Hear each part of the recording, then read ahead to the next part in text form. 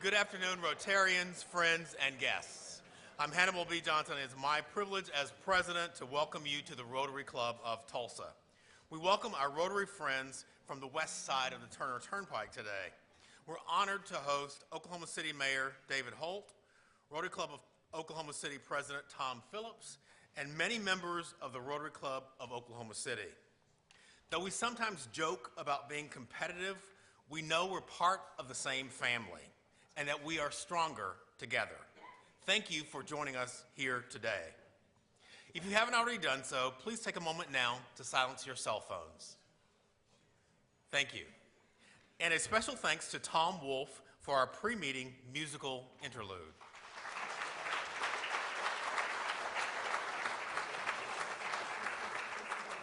Let's begin our program with an invocation from Ainsley Stanford, followed by song and pledge from Joseph Bias, and visitor introductions from past president Ed Monette.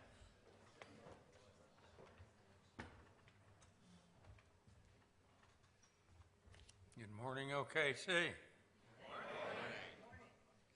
Please join me in prayer. In a moment of prayer and thanks, as two united cities, Oklahoma City and Tulsa, please listen to these words. With our friends beside us and no person beneath us, with the bonds of Rotary between us and our worries behind us, with our goals before us and no task beyond us, with the thirst for knowledge and a dream of a polio-free world, we are thankful for our Rotary friends and the meal we're about to share. Amen.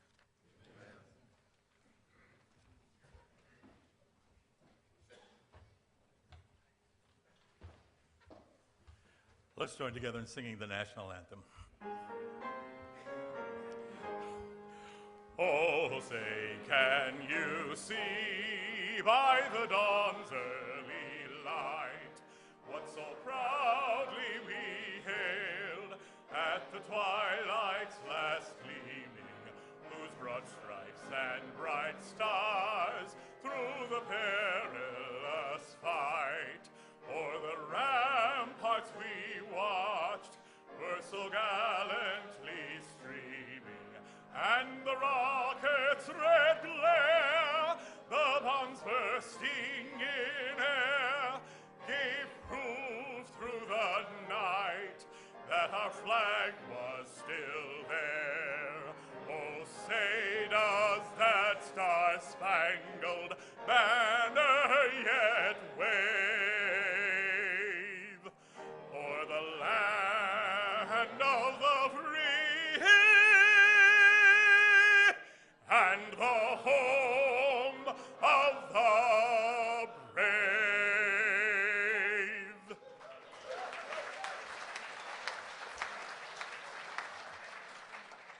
I pledge allegiance to the flag of the United States of America and to the republic for which it stands, one nation under God, indivisible, with liberty and justice for all.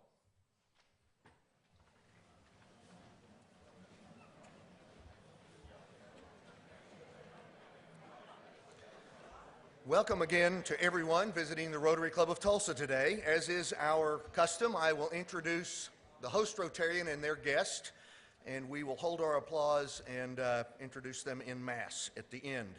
First off, I would like everyone to take a look at Phil Viles and his guest, Chief Jeffrey Standing Bear, Chief of the Osage Nation.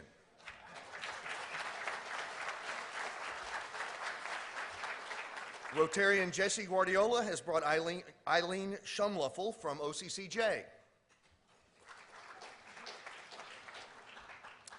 Okay, now, and I've been a Rotarian now for 34 years, and this is the most jacked up mess that you guys have done.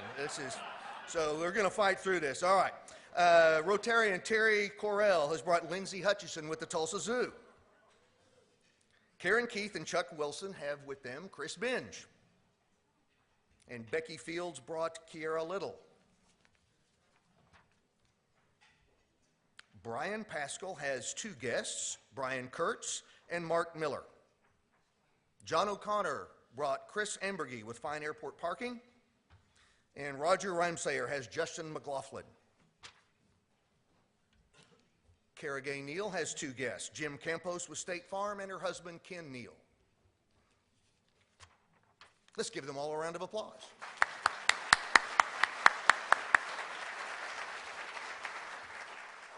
Visiting Rotarians from Broken Arrow, Robin Havener. From Rotaract, we have Hannah Fitzgerald. From Southside, Ben Gorell. And also from Rotaract, Jessica Carney. Let's give our Oklahoma City folks, if they will all stand, let's give you guys a round of applause.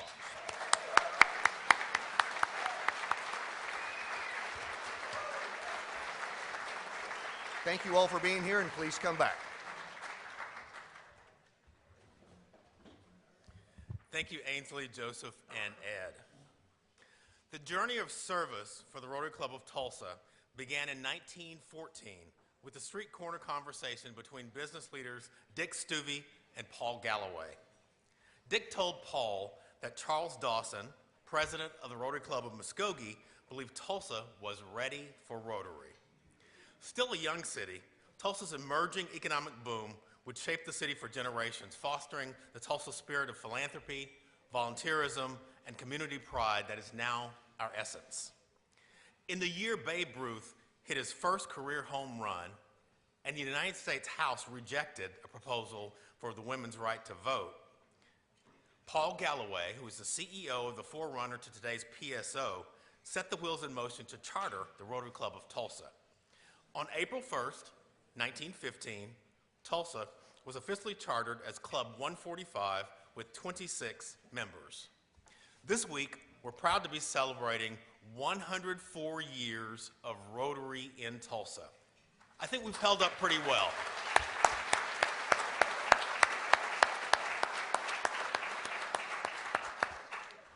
Please help me welcome our Sarge, Daniel Gomez. Daniel.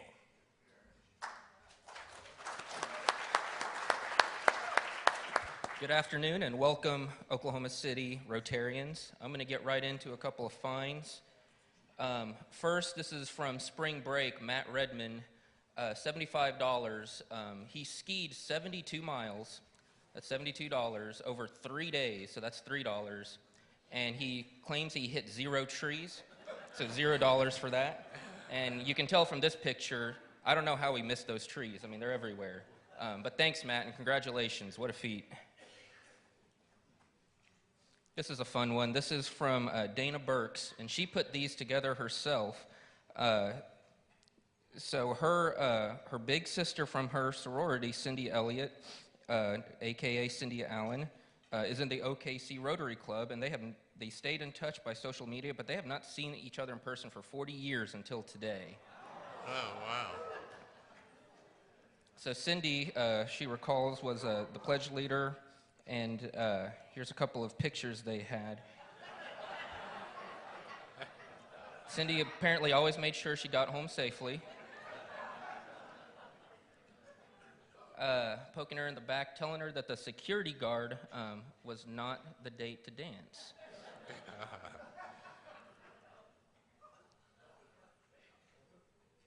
Here's her jumping on stage when she wasn't invited.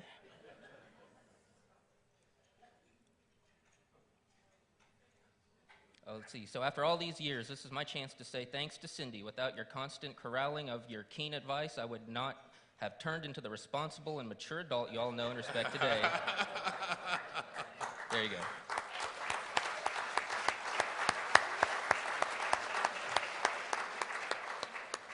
So $100, 40 years for 40 years since they met, $20 for the 20 pounds, $40 for 40 plus times, saved her life. Thanks. Thanks, Dana. Steve Wood, 30 years in Rotary this week, has donated $100. Congratulations, Steve, and thank you. Hal Allen, 39 years in Rotary, $10 per year. Hal has donated $390. Thank you, Hal. Susan Buck has donated $100. She says, Susan and Flintco thank Greg Keck, Rotarian, for speaking to their team about delivering superior customer service. It's very much appreciated. Thank you, Susan, and thank you to Flintco, and thanks to Greg for everything you do for Rotary. Jerry Emmons, $100. His birthday, happy birthday, April 1st. He's donating it to the Above and Beyond Award, so I've included the picture from the awards. That was a great ceremony. I was out of town, unfortunately, but thank you, Jerry. It's very much appreciated. And speaking of Above and Beyond, I've thrown this in, didn't tell her about it, but my Leadership Tulsa friend, Tiffany, was in the news this week about the expansion of Lindsay House. They are tripling their capacity, and you might recall that Tiffany runs Above and Beyond. She made a generous donation a couple of weeks ago, and then she shows up in the news. So thanks, Tiffany, for everything you do. Congratulations. Scott Philstrip, generous as always, $4,000 for his 77th birthday on April 4th. $2,000 to Camp Enterprise, $500 for Pedro's success on dictionaries to Tulsa schools, $500 for collaboration with Rotary International to be used for the Tulsa District for music therapy. He included this. The program is Songs by My Heart Memory Program, and just a few things here. The program helps, here we go.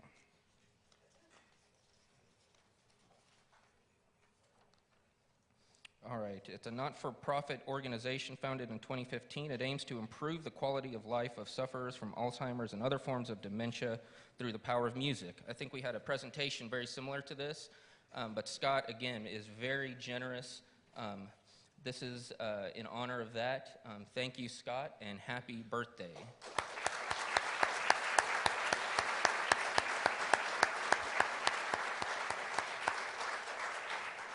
And now, for the remainder of my time, I'm going to cede the mic to Keith Bailey, who's giving a very generous donation, but he's going to raise some more money for us. So go for it, Keith.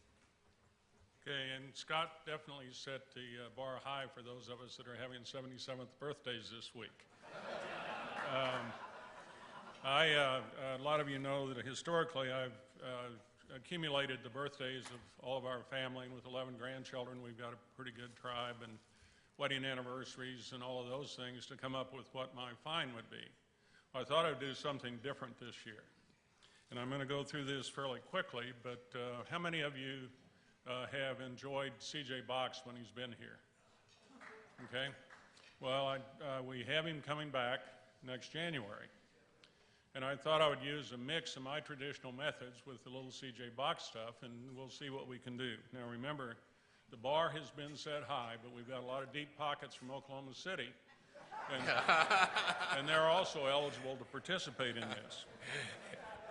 We were having dinner a couple of weeks ago in Wyoming, and Chuck gave me a hat.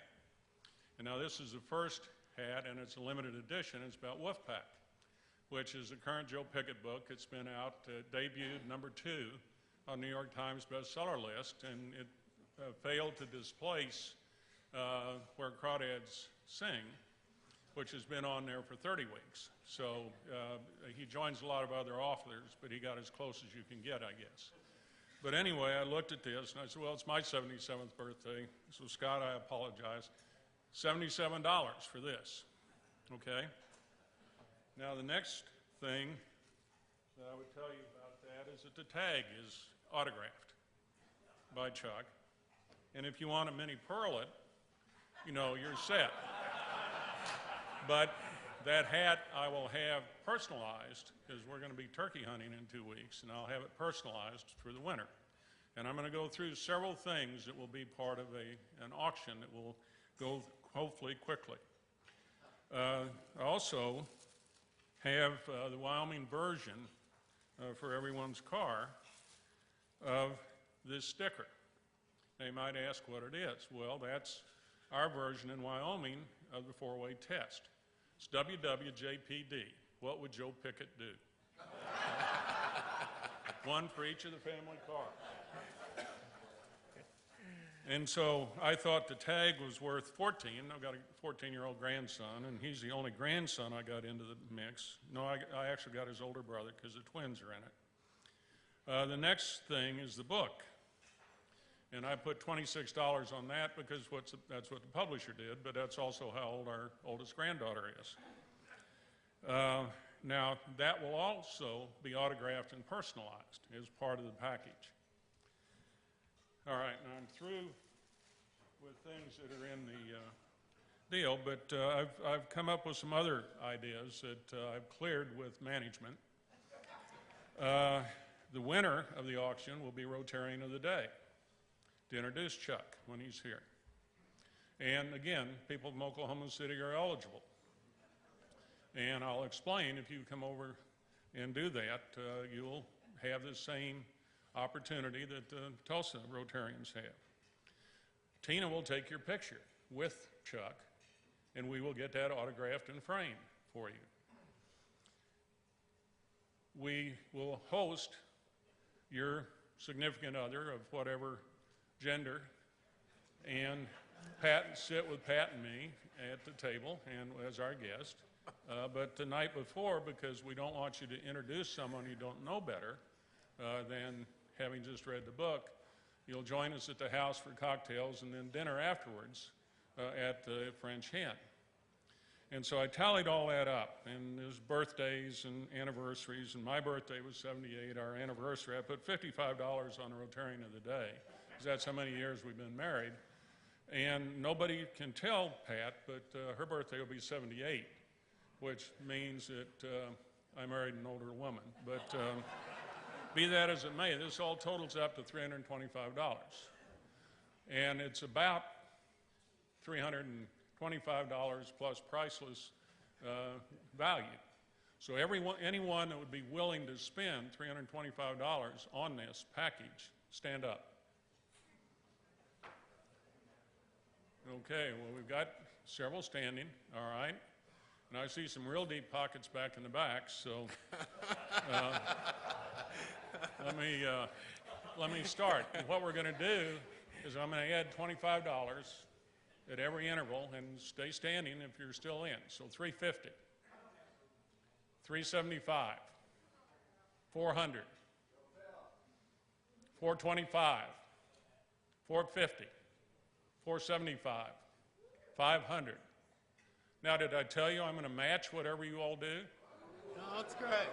Yeah. So you can do the bicycle ride for Bob. You can do a Paul Harris Fellow, whatever. You're already there. All right. $525, $550, $575. It goes to Rotary.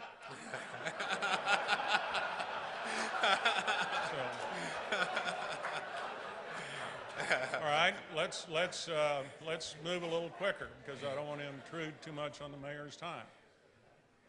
600, 650, 700, 750, 800, 850. Phil, you got it, $850.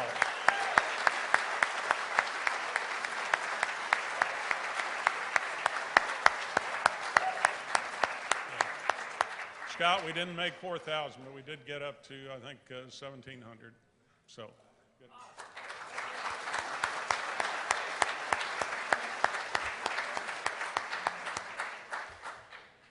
Thank you, Daniel, and thank you, Keith, and thank you, Phil. And now please direct your attention to the screens for a special message from our mayor, Tulsa Mayor G.T. Bynum. Hello, Rotary Club. This is Mayor G.T. Bynum. I'm sorry I can't be with you today, but I am shilling for economic development in New York City with the Tulsa Metro Chamber, and that takes priority, I guess. But I couldn't miss the chance to introduce you to my favorite mayor in America, David Holcomb, Mayor of Oklahoma City. We about 20 years ago, David and I were both grunt workers on Capitol Hill in D.C.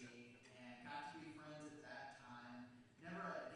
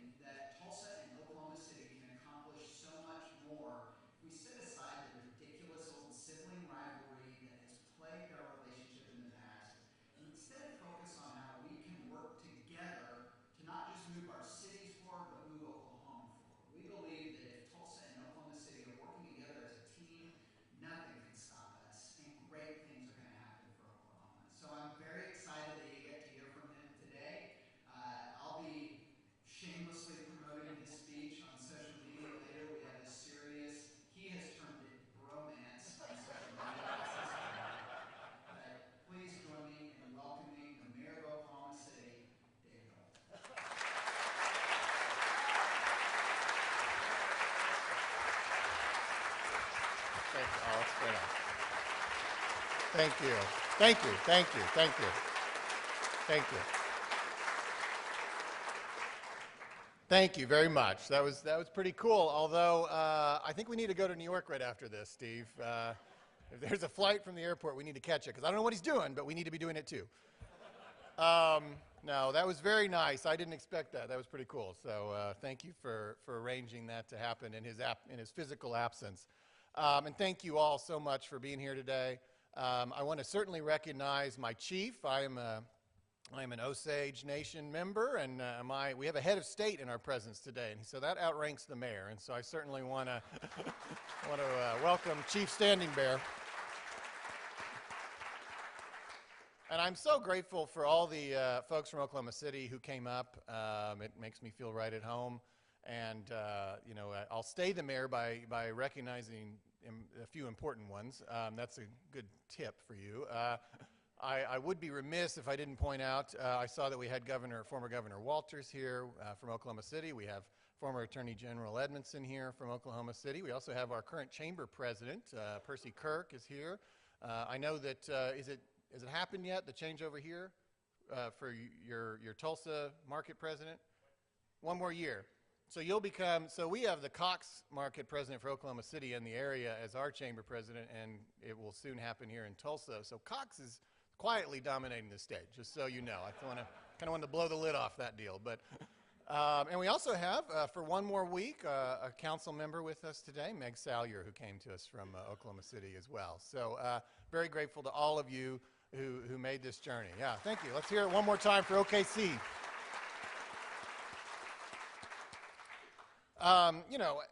GT said it all better than I could, and you did as well, Mr. President. Oh, and thank you, Mr. President, for being here as well. But President Johnson was saying what a close relationship we should have and ought to have, and I think are continuing to build. And and I'm going to talk a little bit about what's going on in our city, and I'm going to do that partly because I think it's almost like looking through a looking glass, right? To see, we live under the same set of laws.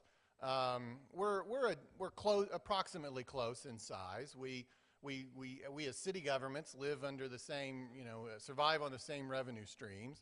So we face so many of the same challenges to the point where it's almost eerie. I mean, like your mayor's 41, our mayor's 40.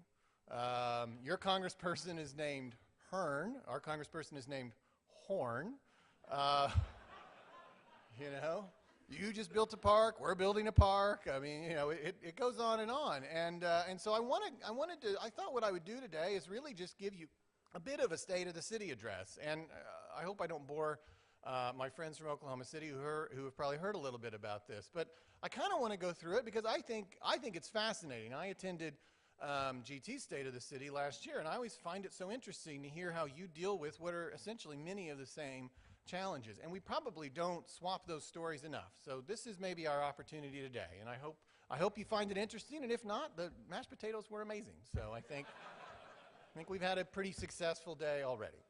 I also want to, before I launch into that, I do certainly want to point out, and I think it's so interesting, when you announced Ainsley Stanford was giving the invocation, we have so many linkages between our cities. Many people have lived in both cities. Many people have family members in both cities. And you introduced Ainsley Stanford, and I'm thinking, I know Ainsley Stanford, and yet this different person takes the stage. We have an Ainsley Stanford, too. He is, I presume, your son. Well, he says hello.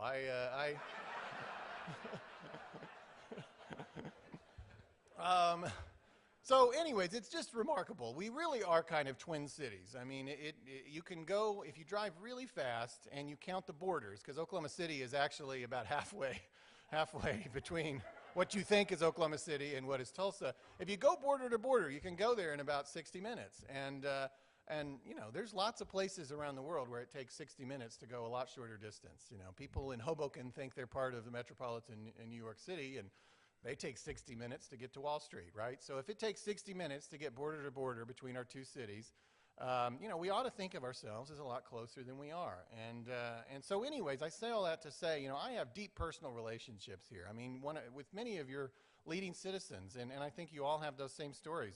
Elliot Nelson, who has done a lot of entrepreneurship here in downtown, we were groomsmen in each other's weddings. As GT said, we've known each other for 20 years.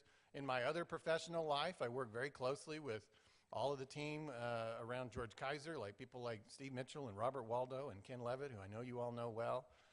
So we all have those linkages, and we ought to foster and encourage those as much as we possibly can, because you know, we need to be united, and sometimes we have to be united in mutual defense of each other. Especially, I've spent 8 years at the Senate, so I still have the state Senate, so I still have a little bit of PTSD from that, Mr. Speaker, and so I know that the real enemy is not Tulsa, it's everyone else in the state of Oklahoma.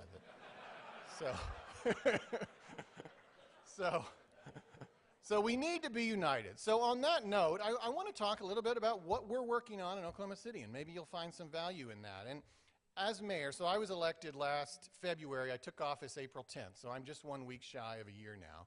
And in that whole process, basically now 2 years or more old, I've focused on 4 things. The core services of our city. I've focused on our quality of life, most notably led by our MAPS initiatives, which I'll talk a little bit more about. And then I've talked a lot about education, and I've talked a lot about incorporating the diversity of our city into our decision-making process. So let me talk about those things briefly. And I have this little secret clock that only I can see, but it looks like I've got plenty of time. So our core services, obviously, just like you, I mean, we have the same setup. So we do the same stuff in Oklahoma City that you do in Tulsa. We are different from other states. You'll see the mayor of New York hire a school superintendent or whatever, but here in Oklahoma, we basically have the same duties. And so for us, it starts with streets and water and police and fire and trash and all those things. We do have one unique challenge that you have not given yourselves, and I'm somewhat envious of that, and that is our enormous size. So I've seen articles out of the Tulsa world talking about how big Tulsa is and it's hard to keep up with the infrastructure, and I don't remember the number right off the top of my head, but I think it's about 1/3 of the size of Oklahoma City in landmass. We are 620 square miles within the city limits of Oklahoma City. So you could fit Philadelphia, Boston, Washington, Manhattan, Miami, and Chicago all inside at the same time of the city limits of Oklahoma City.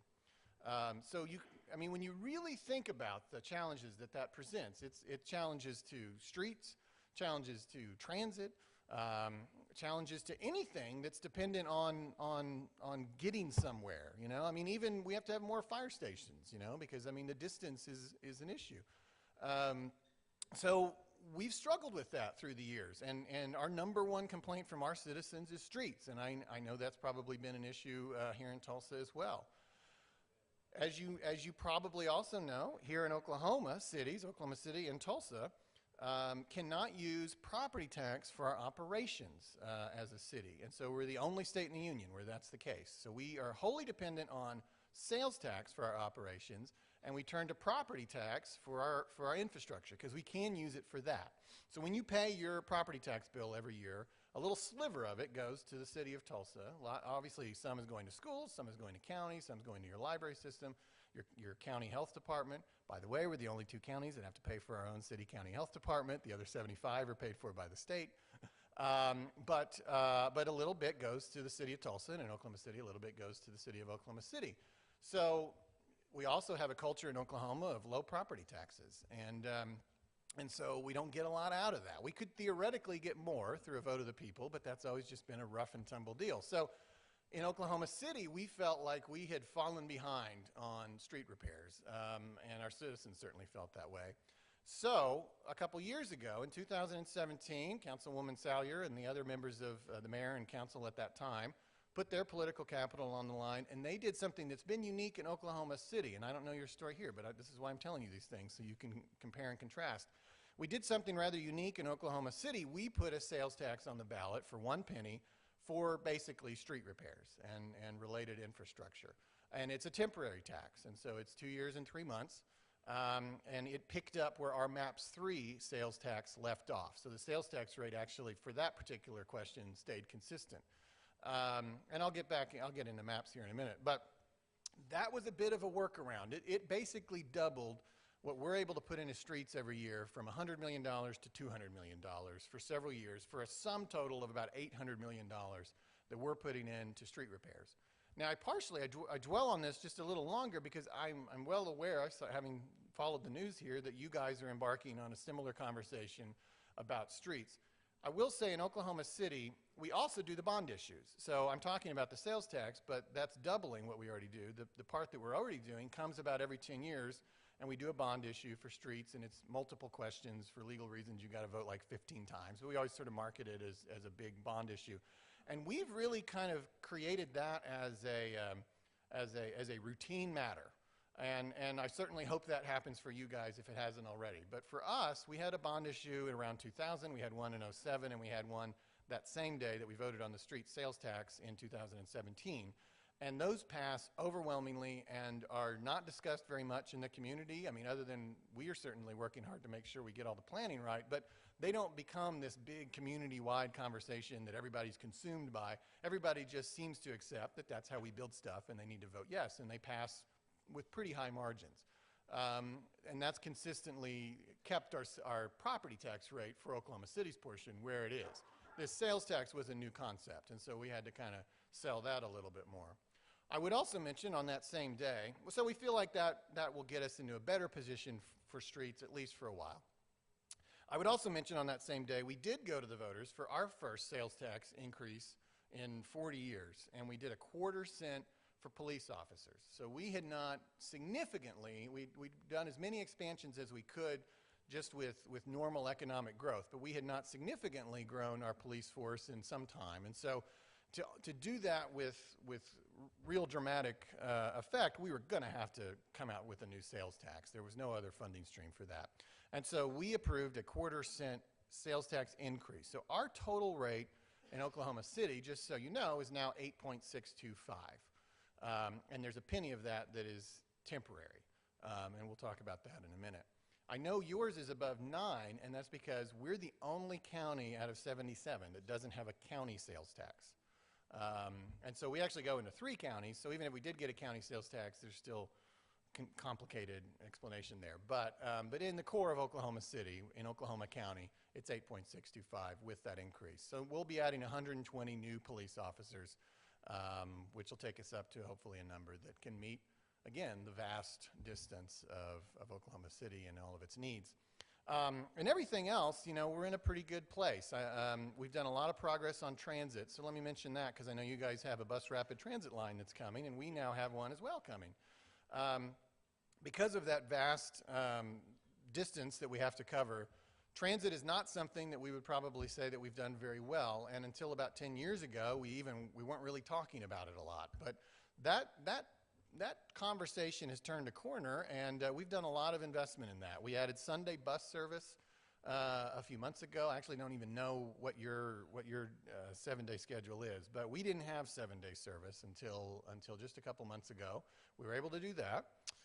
We did open a streetcar. You might have heard about that, and we're excited about that. And we think that's not a standalone deal. That's an element of a comprehensive transit system. It answers the question of what happens when you get to downtown. I mean, even you'll hear people fantasize about a rail line between Oklahoma City and Tulsa, and even that really, was complicated by the fact, in my mind, until we had our streetcar, by what would you do once you arrived, and it's still complicated on this end of the turnpike. So you get here, and you don't have any way to even get around a limited area other than potentially through Uber or something. So we have opened a streetcar that connects all of our downtown and our central business district and our Bricktown Entertainment District.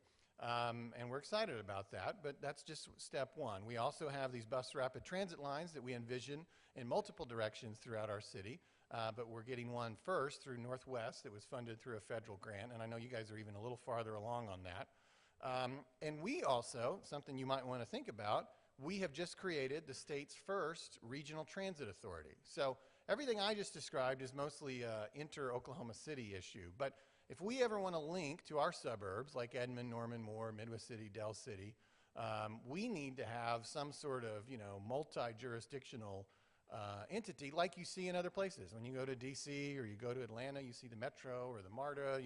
Those are different governments, really. There have to be, just so that they can coordinate and so they can tax and have a revenue stream.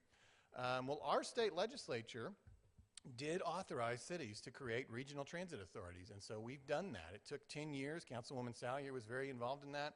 It took 10 years to get to this point, and just in the last few months, we've created one with Edmond, Norman, Moore, Midwest City, and Del City. We have 2 representatives on the board. One of them is former Governor Brad Henry, and this will be an entity that will go to the voters probably in the next 5 years and ask for a sales tax. That's what they're currently authorized to seek. Without a revenue stream, they're somewhat meaningless. But that would ultimately lead, many, many years from now, to rail transit, commuter rail transit in the Oklahoma City metropolitan area. So there's a lot of exciting kind of developments happening in transit, and so we feel optimistic about it, and we feel like we're finally getting somewhere with our transit process.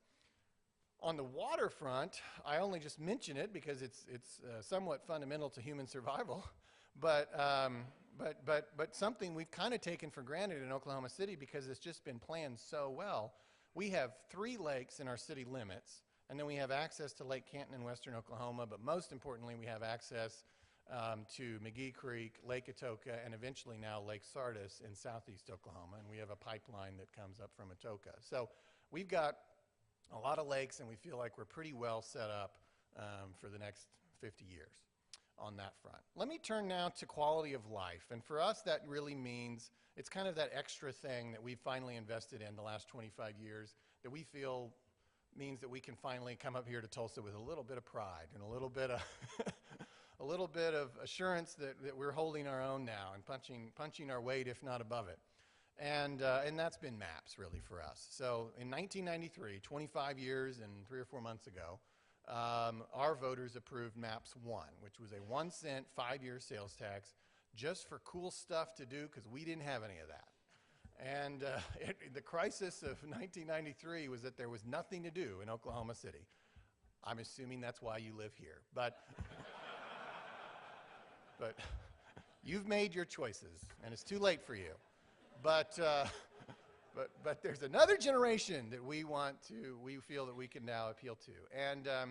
And so we made all those investments. We followed it up with MAPS for Kids, which was for our school buildings. And then 10 years ago, our voters approved MAPS 3. And so that included the streetcar I mentioned. It also includes a pretty nice convention center that's now under construction, totally being built from the ground up. It also includes our park. So just so you know what I'm saying in Oklahoma City, I usually say we're going to have like the 2nd best park in the country. It's just that it's the 2nd best park in the state. So it's a very nice park. It's just no gathering place. So we get that, and that's okay.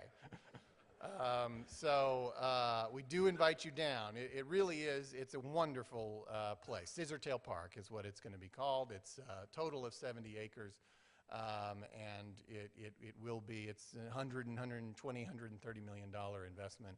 And we had the unique opportunity. We took down our Interstate 40, as it ran right by downtown. I'm sure you drove on it at some point in your life. And as you know, you were elevated and you were like practically looking into the office buildings.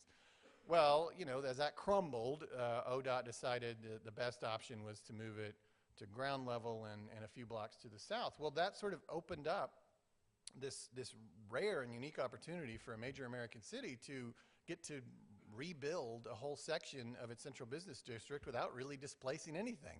There was not much there. I mean, there were some hubcap shops, there was a Goodwill building, there was a post office, but everything has been relocated without too much controversy and given us the opportunity to build this convention center and this park.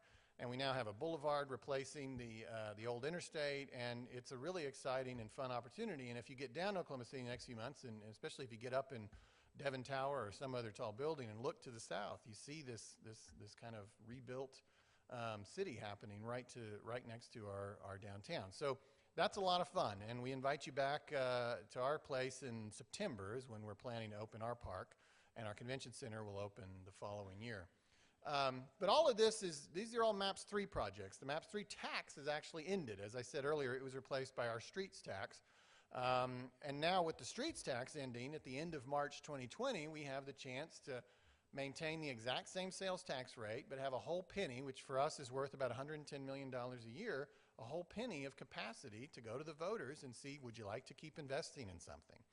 And so for us, we feel like that MAPS brand has become something that people support and like and appreciate and understand.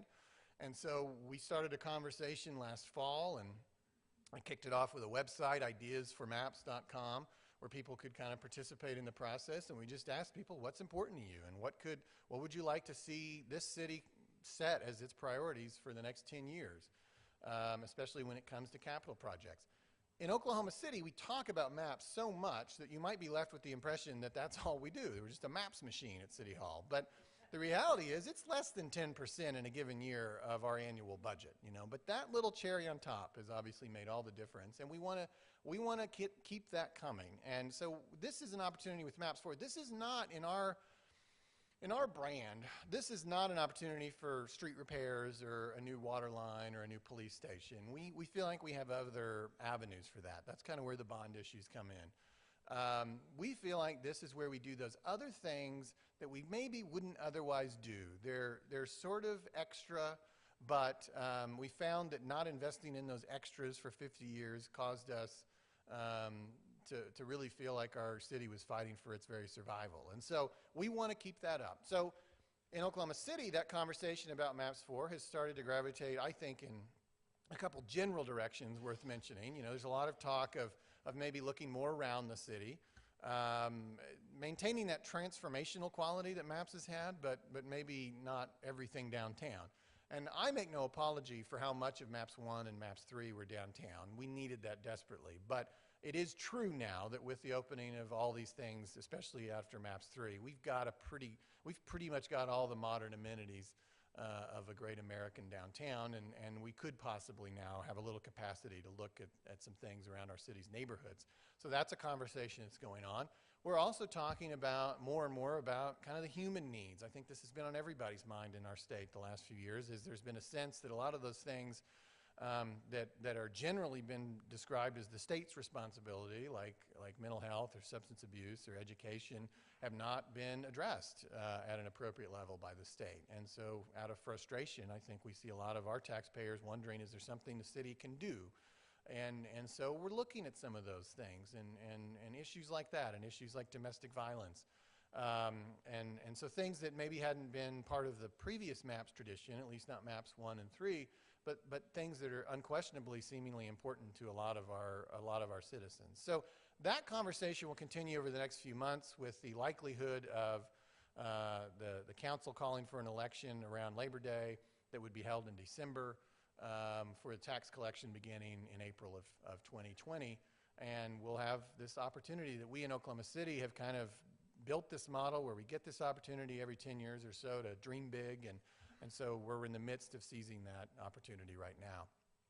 Let me also say a word about education. As I said earlier, so we don't run schools in Oklahoma. Mayors don't run schools. Cities don't run schools. And interestingly, there is a bit of contrast between our two cities on this topic, however, because one time GT said to me, you know, well, I gathered together my superintendents, and we have kind of like this little education advisory board with all my superintendents. And I said, oh, okay, well, that sounds like a great idea. How many superintendents do you have? And he said, 3. I have 24 superintendents in the city limits of Oklahoma City. I don't know if my conference room is even big enough to hold all of my superintendents. So because of our vast size, we've got a lot of challenges in trying to coordinate, and so I don't know that any attempt has ever really been made. But obviously the state's biggest district and our biggest district is one of those 24, and that's Oklahoma City Public Schools. And obviously at the core of our city, even though its boundaries don't line up with our city limits, it's at the core of our city, and so in that sense it does a lot to define our educational image for the world. And I think, you know, there's no question, if you're the mayor, you still see young families moving out to suburban areas to take advantage of what they perceive as better schools elsewhere, or worse, moving away completely out of the state. And you also have to be equally concerned, I think, as mayor, about the families that don't have that economic mobility option and feel trapped in a system not meeting their needs. And so we think we've got to do something, and I think I've got to do something. I think public education, for all our successes in Oklahoma City, is still kind of our greatest challenge. And if you're the mayor, how can you not do everything you can to address our greatest challenge? So what I've talked about consistently through my service is pulling together the city leaders, the school district leaders, the philanthropic community leaders, and the business community leaders, and coming up with a vision for public education in Oklahoma City. In our history, so if you go back to the late 90s and the early 2000s, there was a group of citizens, and they called themselves Project Kids, and they came up with a strategic plan, a vision that a whole swath of our community leadership bought into. One of the outcomes of that was Maps for Kids, MAPS 2, the second MAPS. Because one of the things identified was that the school district, Oklahoma City Public Schools, had not been able to pass bond issues for so long that their buildings were simply crumbling, and that was a fundamental challenge to any sort of educational success. And so they were able to obtain $700 million ultimately for capital for schools. Then they, people kind of worked the Project Kids report for a few years, and as you can imagine, faces changed and things changed, and all the copies of that report eventually ended up in a drawer somewhere, as is likely to happen over time. We're probably 10 years overdue for having a constructive conversation as a community. Same issue you face here. Because you've divided in Oklahoma the city leadership, the mayor, from the school leadership, you've separated people that are pretty well known, who have a lot of political capital, who have a lot of ability to convene and energize the community from arguably the local government's most important function. And in our city, we adopted a school board chair. I don't believe that's been done in Tulsa for TPS, but we did that. It was authorized by state law around the same time as the Maps for Kids vote 20 years ago, and we took that move. And I think the view then was, well, if the mayor can't run the schools, if the head of this city can't run the schools, then let's get somebody who's sort of a mayor of schools. And this person will run district-wide. It'll be a school board chair that runs district-wide. Uniquely so. I don't know of other school districts. Every school board's got a chair because somebody's got to run the meetings, but it's usually not somebody who's run district-wide and has any sort of, there's no sense that they're kind of the mayor of schools. Well, we tried that in Oklahoma City, but I don't know that it's fully worked out that way. I mean, even as sophisticated as this audience is that came up here from Oklahoma City, I bet I can find a few of them who don't know who our current school board chair is. And it just hasn't worked out to have, that person has not succeeded in getting, I don't know that it's their fault. I think it's a combination of apathy and a combination of too many governments and all these things. I don't think it falls on the shoulders of the people who held that role. But I think a mayor cannot take over the schools. I think that's very controversial and wouldn't be possible without state legislative intervention anyways, which is, you can't even get the legislature to do things that everybody wants them to do, much less things that half the people don't want them to do. So I really think, though, in a collaborative way, the mayor can step in and work with that school board chair and with that school district to come up with a vision, which we, I think, desperately need, that unifies everybody, that we're all kind of working towards. So my plan is to make a plan, basically, to sum it up, and I think that's actually a pretty important part of the process. And everybody's busy. I'm working on Maps 4.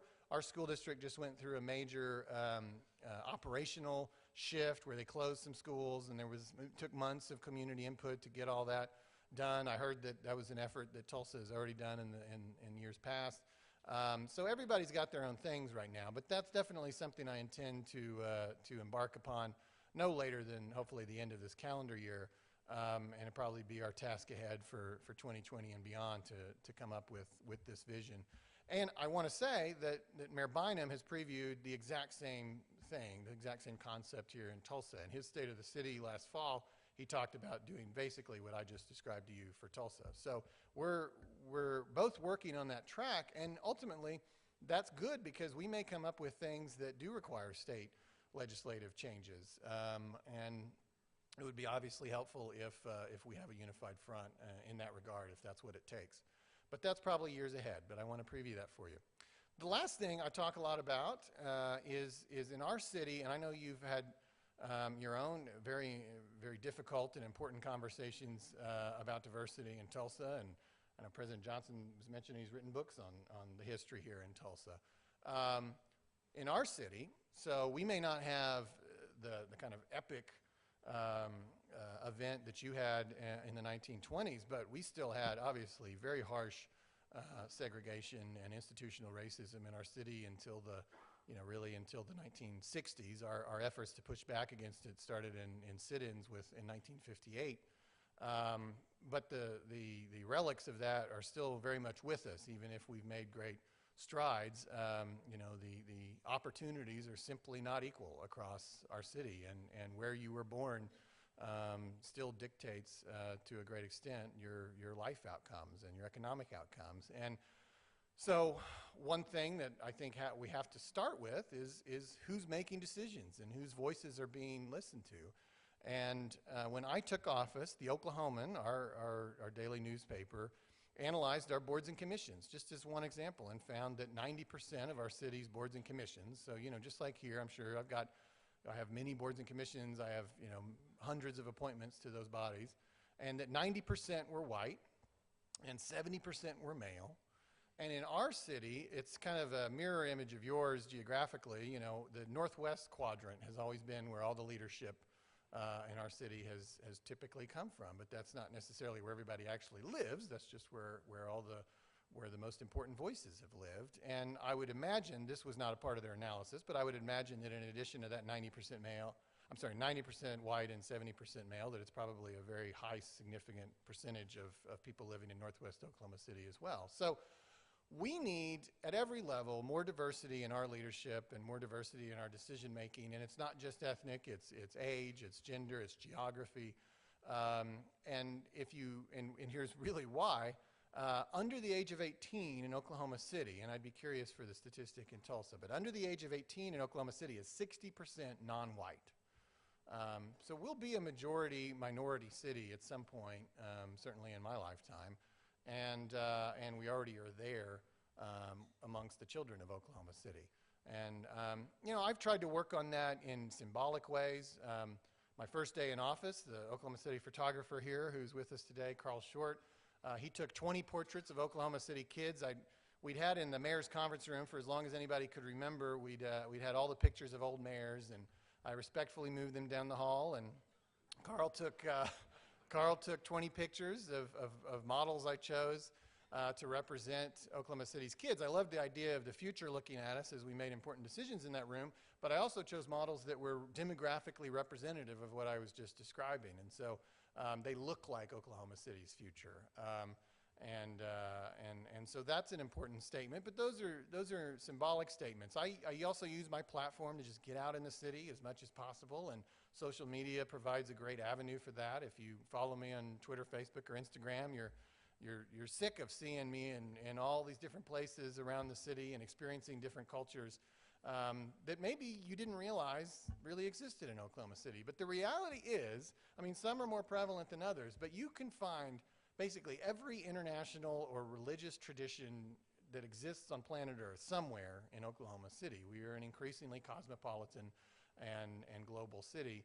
Again, that needs to be recognized. It's not sustainable for that not to be recognized. And we have especially a fast-growing Latino population in Oklahoma City. And I think the numbers are probably higher in Oklahoma City than they are in Tulsa, but I know you might be following hard upon us. But under the age of 18 is a third Latino in Oklahoma City. So that will continue to have a greater and greater influence. And again, I feel like I'm sort of in a position and serving in a time where I need to help facilitate that transition in a way where we retain our unity. We've succeeded in Oklahoma City over the last 20, 25 years by setting aside the things that divide us and working for the common good. And we have a nonpartisan government. I know you do now as well, but we've had it for a long time. And that's allowed us as well to be very unified in our approach. But we want to continue to break down those walls across our city. And obviously, national politics are heading in a different direction. And so we have to almost double down on the idea and push back against that and maintain our unity, which I always call one OKC in my conversations about that. And I think a big part of that, as I said, is incorporating the diversity of our city into our decision making. So those are kind of the big issues that we're working on. Obviously, there's a million things that come up every day, but the partnership has never been stronger, and the friendship has never been stronger between Oklahoma City and Tulsa, and your mayor and myself. We're great friends. We had a lot of fun in Washington at the U.S. Conference of Mayors meeting in January. Our families were both there, and Again, like your first lady is a corporate attorney, our first lady is a state attorney. I mean, it's just kind of like a bizarro world, right? Everything's just a little off, you know. It's like in Back to the Future when, you know, like little things have changed, and so we have so many common experiences, and I think we have every reason to feel that a great kinship with each other. And so I certainly thank you for your hospitality here today, not just to me, but to the many who came from Oklahoma City. And I know I speak for the president when I say we look forward to returning that favor. Is it next year? Is that how this works? Yes, a year from now. So you are, let me go ahead and extend you that invitation. We look forward to hosting you in Oklahoma City next year. Thank you very much. Appreciate it.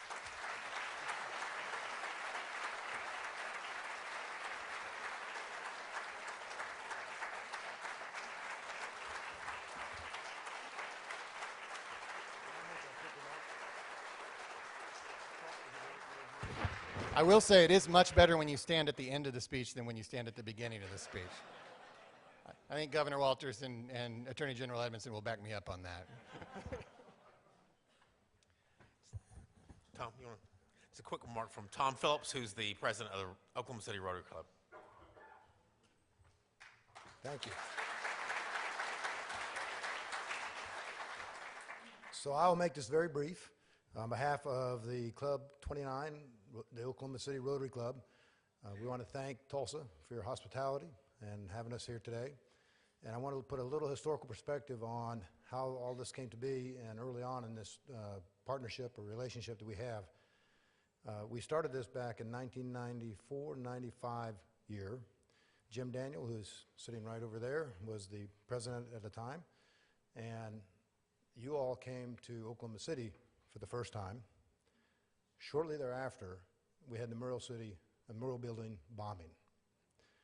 And in the days and the weeks that followed, we had numerous offers of help from all over the Rotary world. But the first Rotary Club that called us was you guys. And for that, we will always be grateful. And I just wanted to thank you for that and your hospitality today. We brought 40 plus people with us, and we look forward to seeing you in Oklahoma City next year. Thank you.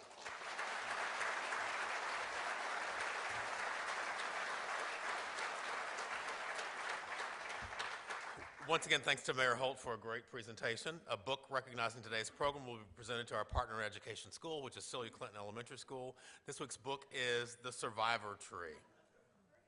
We also salute this week's meeting sponsors. They are Pendergraph Systems, Inc., Doug Padgett, Associated Mortgage Corporation with Chuck Wilson.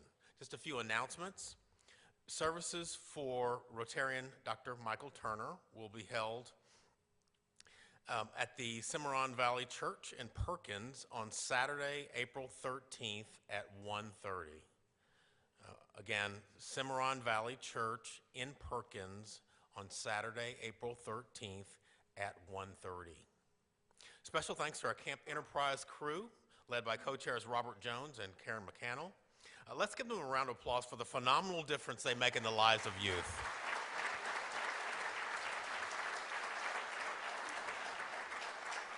This year was another great year at Camp Enterprise, and we'll hear more about that at our May 15th meeting.